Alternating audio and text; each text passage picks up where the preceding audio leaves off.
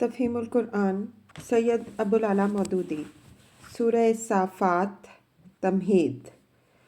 بسم اللہ الرحمن الرحیم نام پہلی آیت کے لفظ والصافات سے ماخوذ ہے۔ زمانہ نزول مضامین اور طرز کلام سے مترشح ہوتا ہے کہ یہ سورت غالباً مکی دور کے وسط میں شاید اس دور متوسط کے بھی آخری زمانے میں نازل ہوئی ہے۔ انداز بیان صاف بتا رہا ہے کہ پس منظر میں مخالف پوری شدت کے ساتھ برپا ہے اور نبی اور اصحاب نبی صلی اللہ علیہ وسلم و رضی اللہ عنہم اجمعین کو نہایت دل شکن حالات سے سابقہ درپیش ہے۔ موضوع و مضمون اس وقت نبی صلی اللہ علیہ وسلم کی دعوت توحید و آخرت کا جواب جس تمسخر اور استہزاء کے ساتھ دیا جا رہا تھا اور آپ صلی اللہ علیہ وسلم کے دعوی رسالت کو تسلیم کرنے سے جس شدت کے ساتھ انکار کیا جا رہا تھا، اس پر کفار مکہ کو نہایت پرزور طریقے سے تنبیہ کی گئی ہے اور آخر میں انہیں صاف صاف خبردار کر دیا گیا ہے کہ عنقریب یہی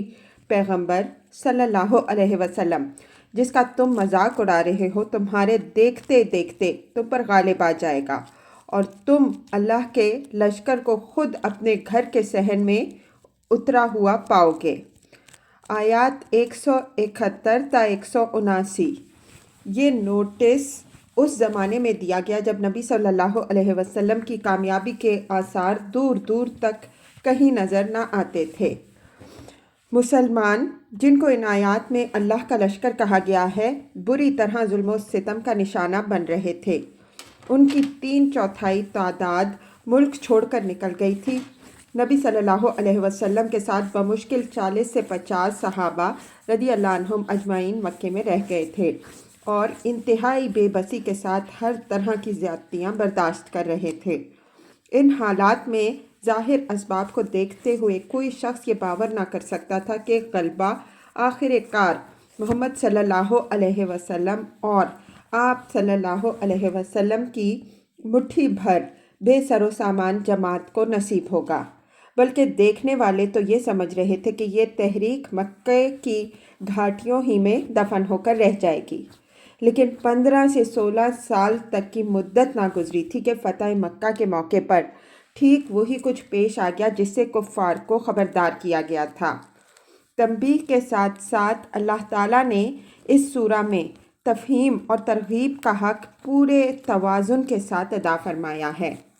توحید اور آخرت کے عقیدے کی صحت پر مختصر دل نشیں دلائل دیے ہیں۔ مشرکین کے عقائد پر تنقید کر کے بتایا ہے کہ وہ کیسی لغو باتوں پر ایمان لائے بیٹھے ہیں۔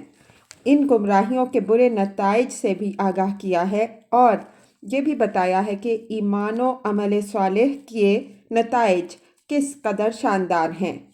پھر اسی سلسلے میں پچھلی تاریخ کی مثالیں دی ہیں جن سے معلوم ہوتا ہے کہ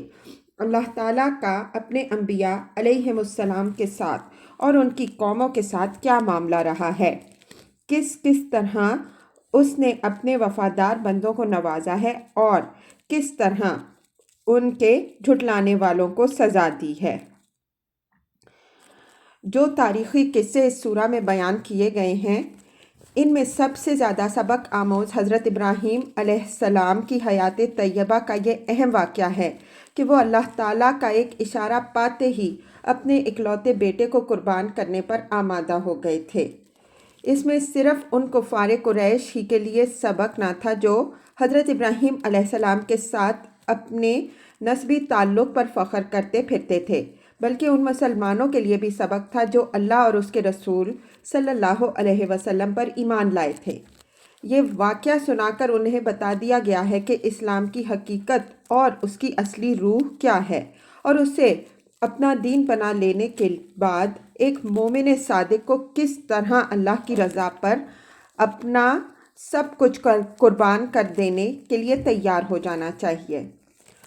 سورہ کی آخری آیات محض کفار کے لیے تنبیہ ہی نہیں بلکہ ان اہل ایمان کے لیے بشارت بھی تھیں جو نبی صلی اللہ علیہ وسلم کی تائید و حمایت میں انتہائی حوصلہ شکن حالات کا مقابلہ کر رہے تھے۔ انہیں یہ آیات سنا کر خوشخبری دی گئی ہے کہ آغاز کار میں جن مصائب سے انہیں سابقہ پیش آ رہا ہے ان پر گھبرائیں نہیں، آخر کار غلبہ انہی کو نصیب ہوگا اور باطل کے وہ علمبردار جو اس وقت غالب نظر آ رہے ہیں انہی کے ہاتھوں مغلوب و مفتوح ہو کر رہ جائیں گے۔